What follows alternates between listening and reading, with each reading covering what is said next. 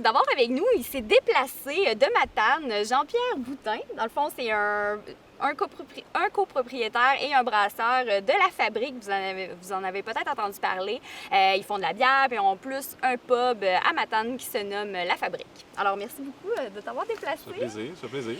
Ça fait 10 ans, vous avez fêté ça en fin de semaine en plus. Ça fait 10 ans que vous existez. Oui, le 28 juillet. Donc, ça fait depuis 2010 qu'on est ouvert. C'est ça que je disais tantôt, mais en même temps que la captive ici à Amkoui.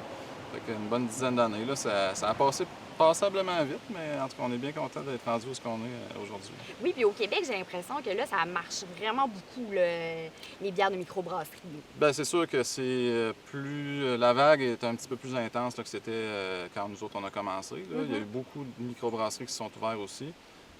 Puis, ben, le goût des consommateurs a beaucoup évolué là, dans les 10-15 dernières années, c'est sûr et certain.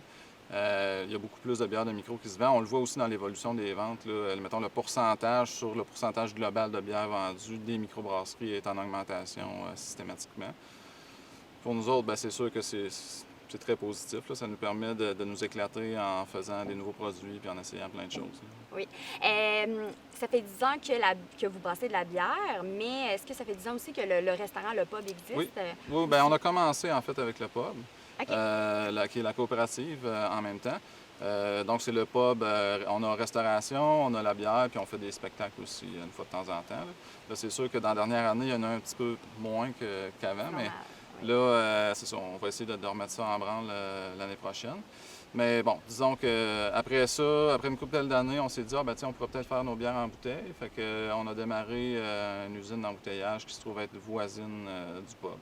Fait que là, quand vous venez à Matane, ça fait combien d'années? C'est 2017, ça fait 3 ans. OK, depuis 3 ans, on peut avoir vos bières où? Dans les épiceries, dans les dépanneurs? Épicerie, dépanneurs, on est distribué à grandeur du Québec. Donc, c'est sûr qu'on est plus fort dans le coin, Bas-Saint-Laurent, Côte-Nord, Gaspésie, mais on est quand même présent à Québec, Montréal, Sherbrooke, puis un peu partout au Québec.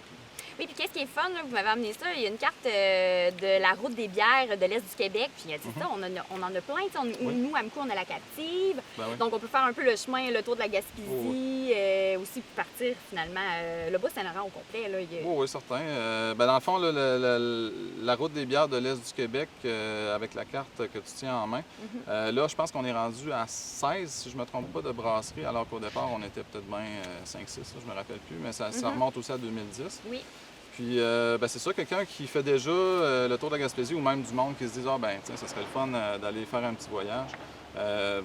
C'est sur le chemin, là, je veux dire, c'est le tour de la 132. Ça part de la Pocatière, puis ça se termine jusqu'aux îles de la Madeleine. Oui, c'est ça, il y en a une aux îles de la Madeleine. Donc, c'est une belle boucle à faire, puis il y a plein de choses à découvrir. Puis la carte, vous avez toutes les informations.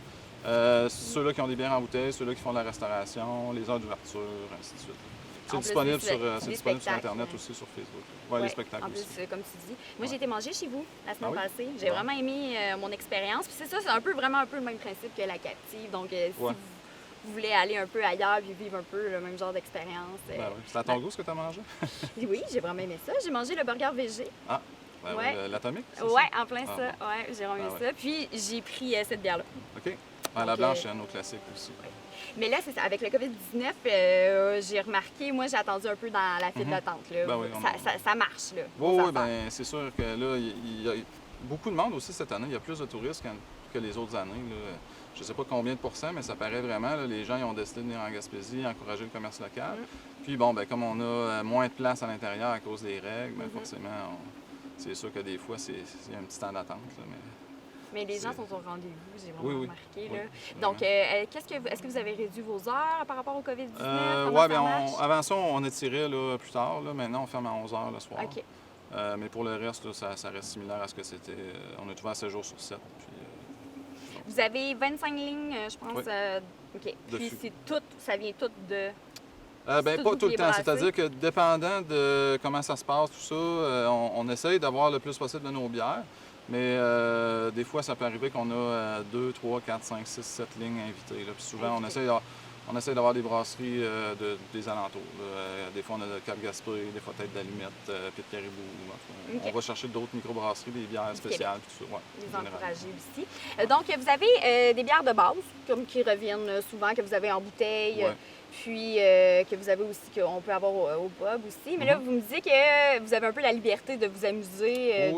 Ben oui, c'est sûr. Créer chaque année des nouvelles bières, puis des fois ça passe, ça revient. C'est sûr, on a des saisonnières qui vont revenir une fois par année, dépendant, c'est ça, il y a des bières de récolte, il y a des bières qu'on fait avec certains fruits, donc on les fait seulement qu'une fois par année. Il y en a pendant quelques mois, puis après ça, ben, c'est d'autres bières qui prennent la place. Puis on a nos classiques là, qui restent tout le temps à l'ardoise là, à l'année, là, qui sont une dizaine à peu près de bières qui sont tout le temps les mêmes, là, dont la Salamagone, la Gros Char, la Blanche, la République et notre blonde, etc. Donc nos habitués sont bien contents d'avoir cette base-là, mais quand on veut s'amuser à faire des nouvelles IPA ou quand des bières aux fruits ou essayer des nouveaux trucs. Dépendamment de la saison aussi. Oui, c'est ça, on ne se gêne pas. Puis c'est ça, des fois, ça fit mieux aussi des petites bières d'été, des petites surettes aux fruits pour l'été. Puis là, quand l'hiver, on tombe plus dans les grosses bières fortes, tout ça. Là, OK. Bien, je pense que je commencerai avec tes bières de base. Je sais qu'elles sont très populaires. Ben oui. On peut ouvrir Dans le fond, on a la Rivière Blanche, qui se trouve être vraiment notre classique, là. En fait, autant au pub qu'à l'usine. Donc, c'est une bière qu'on fait depuis le premier jour. Puis, je te dirais que c'est la seule recette de bière que je faisais en tant que brasseur maison qui est restée inchangée, en fait, depuis le temps où je la brassais chez moi. Parce que les autres recettes, je les ai pas mal toutes ajustées en fonction de comment ça se passait et tout ça. Mais celle-là, faut dire que c'est un classique aussi. C'est une blanche assez straight. Là, fait que c'est pas quelque chose qui est ultra compliqué, mais ça fait le travail. Non, elle est super bonne. Mais elle est vraiment légère. Il faut que tu aimes la bière blanche. Puis il y a un goût de coriandre aussi, hein, Oui, il y a de la coriandre dedans. Donc, c'est sûr que c'est quelque chose qui est assez sec. Moi, j'aime bien faire des bières sèches. C'est quelque chose qui se boit très bien l'été comme hiver. Puis c'est doux. Il n'y a presque pas d'amertume. Non, vraiment pas. Puis ça passe très bien. Là. C'est vraiment notre bière qu'on portail, si on veut. Là. Les gens qui sont pas habitués à boire de la bière de microbrasserie, bien souvent, ils vont tomber là-dessus en premier. Quand les gens nous arrivent et ils sont comme « Ah, ben là, moi, d'habitude, je suis plus sur la Coors ou des affaires comme ça. » Ben on dit « Essaye la blanche, tu sais. » Puis bien souvent, ils la trouvent bien bonne parce que justement, il n'y a pas trop d'amertume. C'est léger, c'est fruité. Puis on sent quand même bien la présence c'est une levure belge. Là. On a la présence de la levure qui est là aussi, qui est intéressante à goûter parce que ça a vraiment un caractère spécial. Oui, effectivement. Hey, moi, je ne serais pas capable de boire tout le temps ça pendant la dégustation. Cette portion-là, je pense que je vais être obligée de au moins transférer. Ben oui, tu peux en transférer. Je vais boire après avec l'équipe qui sont derrière. Tu peux faire un mix pour l'équipe. On tient à dire qu'on est lundi, il est 13h30. Donc, alors, par la suite, il y a elle ici que j'aimerais goûter, qui est partie aussi, qu'on retrouve tout le temps. Oui, là, ça, c'est la Whisky Jane. Dans le fond, c'est une Scotch Ale qui est à 8 qui est vieillie en barrique de chêne. Donc, moi, je prends un fond. Ouais, je fais un petit fond. Donc, ça, c'est justement une bière un peu plus indiquée pour l'hiver. Mais bon, ça se boit quand même. On a des fans de cette bière-là. Les gens qui trippent vraiment sur la Whisky Jane, là, c'est des gens qui... Tu sais, c'est comme leur bière. C'est une bière qui est un petit peu différente de ce qu'on fait en général. Parce que, comme je disais tantôt, je fais des bières un peu plus sèches, quand même bien houblonnées, généralement. Puis celle-là, ben, est un petit peu plus sur l'autre côté. C'est une bière qui est plus bonbon, sucrée, très douce. Puis, ben, on la passe dans des barriques de bourbon américain. Donc, on achète des barriques qui ont été vidées du bourbon. On met la bière dedans, puis ils vont vraiment aller chercher le côté vanillé puis le côté boisé aussi du bourbon. Donc, ça va vraiment venir rajouter une couche de goût supplémentaire qui fait finalement qu'on a une complexité qu'on n'aurait pas avec juste une Scotch Ale. Mais c'est ça, j'ai l'impression que tu adores ou c'est dans tes branches ou pas. Oui, c'est sûr. C'est sûr. Mais c'est pas trop fort non plus. Non, c'est quand même assez doux, mais c'est prononcé comme goût. Oui. C'est comme pour les gens qui aiment plus le côté sucré, le côté sucre d'orge, ça va plus les chercher un peu. Oui, vraiment. C'est caramélisé et tout ça, fait que mais c'est plus lourd un peu. C'est sûr que c'est pas une bière que tu vas en boire une puis tu vas être correct. Là, oui. C'est pas. Oui, j'ai l'impression que celle-là, la Rivière Blanche, on la boit peut-être plus au soleil en après-midi, puis elle, peut-être plus en fin de soirée. C'est vraiment, mais j'adore, c'est comme vraiment deux mondes, mais c'est parfait, c'est ça qu'on veut déguster. Puis ce qui est vraiment le fun avec elle aussi, c'est que ça se trouve être un peu des millésimes, là, si on veut. C'est que nous autres, dans le fond, dans ce qu'on appelle, on appelle ça un chai, c'est pareil que pour les gens qui font du vin ou des spiritueux. Là. Dans le fond, c'est un endroit où on entrepose nos barriques. Puis à chaque fois qu'on fait un millésime, entre guillemets, c'est qu'on va aller sélectionner des barriques, puis on va faire un assemblage. Fait parce que dans le fond, chaque barrique peut tourner d'une façon différente, là. Il y en a qui vont virer plus acide, il y en a qui vont être plus sucré, il y en a qui vont avoir un peu plus le goût de bourbon. Puis nous autres, on essaie de faire quelque chose d'équilibré, mais ce que ça donne, si vous voulez, à un moment donné, quand vous en achetez une, vous regardez en arrière, puis vous avez le numéro de l'eau, C0010 dans ce cas-là, chaque millésime va être différent, là. Des fois, il y en a qui vont être un petit peu plus surettes, des fois un petit peu plus sucrés, des fois un petit peu plus boisés. Fait que c'est le fun des fois de comparer aussi avec les différents assemblages qu'on fait. Je sens du surette, moi, dans la Oui, il y en dernière a. un peu. OK. Oui, il y en a parce que dans le fond, en Je me trompe barrique, pas. il y a des bactéries qui vont développer un petit côté surette. Puis nous autres, on essaie d'équilibrer ça avec le côté sucré de la bière jeune. C'est vraiment des méthodes d'assemblage là, qui existent depuis des centaines d'années, là, que nous autres, dans le fond, on fait juste récupérer ces méthodes-là. On assemble la bière jeune avec la bière un peu plus vieille, puis on essaie de faire un produit équilibré avec ça. Oui. Ah, c'est fun d'avoir un brasseur avec nous. Bon, maintenant, je suis prête pour les nouvelles. Oui. Dans le fond, on peut peut-être commencer avec la Matane. Dans le fond, ça, c'est une bière, c'est vraiment la bière que j'ai développée pour mon goût à moi, là, parce que je me suis comme fait une bière à mon goût, si on veut. Mais tu mérites bien, tu Fait mérites. que, dans le fond, c'est une Pilsner. C'est quelque chose d'assez léger. Une blonde. J'ai remarqué à un moment donné, avec les analyses d'eau, qu'à Matane, on avait la même eau en fait que Munich, ou à peu près, presque pareil. C'est-à-dire les sels minéraux qui sont présents naturellement dans l'eau étaient presque la même chose. Puis eux autres, leur spécialité, c'est les lagers de ce style-là. Fait que OK. je me suis dit, pourquoi pas essayer de développer une bière dans ce style-là. C'est super doux. Dans le fond, c'est ce qui se rapproche le plus d'une bière commerciale, là. C'est ça que j'avais envie de dire. Ouais. C'est une lager, dans le fond. Fait que c'est une bière de fermentation basse. Tu n'as presque pas d'esters qui vont se développer. Tu n'as presque pas de goût fruité, ainsi de suite. C'est un goût qui est très égal, si on veut. Quelqu'un qui ne veut pas se casser la tête, mettons, qui vient pour la première fois à la fabrique prendre une bière. C'est ça. Ça ressemble à de la blonde qu'on connaît plus commerciale. C'est ça. Ça ressemble plus à ça, sauf que ça a quand même plus de goût. Tu sais, c'est une bonne lager avec un. Tu goûtes le malt, tu goûtes le houblon, plus que dans des bières, des grosses bières commerciales, mais bon, c'est quand même intéressant. C'est un produit léger qui est le fun à boire quand c'est plus relax, comme on dit. Non, c'est vraiment bon. Donc, sinon, après ça, il reste la Juliette. Puis elle, c'est vraiment notre petite bière d'été, là. C'est la 3,4 %, une bière au cassis. C'est une bière surette, donc on a développé avec une méthode qu'on appelle...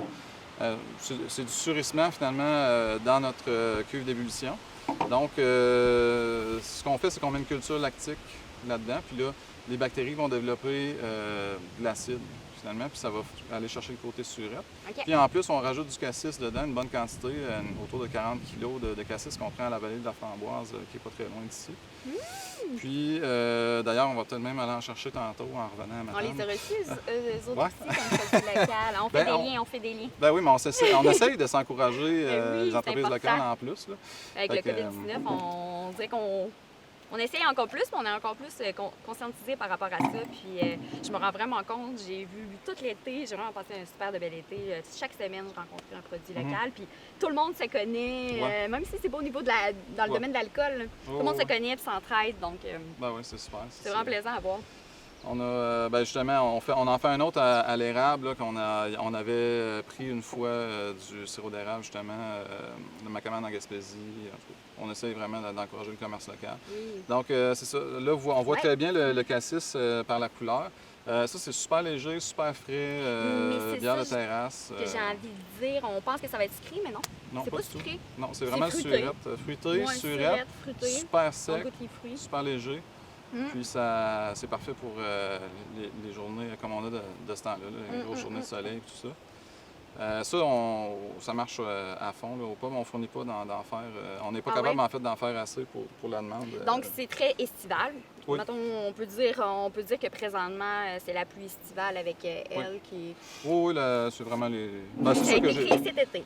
Celle-là, on l'a depuis 2 ou 3 ans, je pense. Mais on la faisait pas en bouteille, on la faisait juste aux pommes. OK. Là, on a commencé à la faire en bouteille cette année.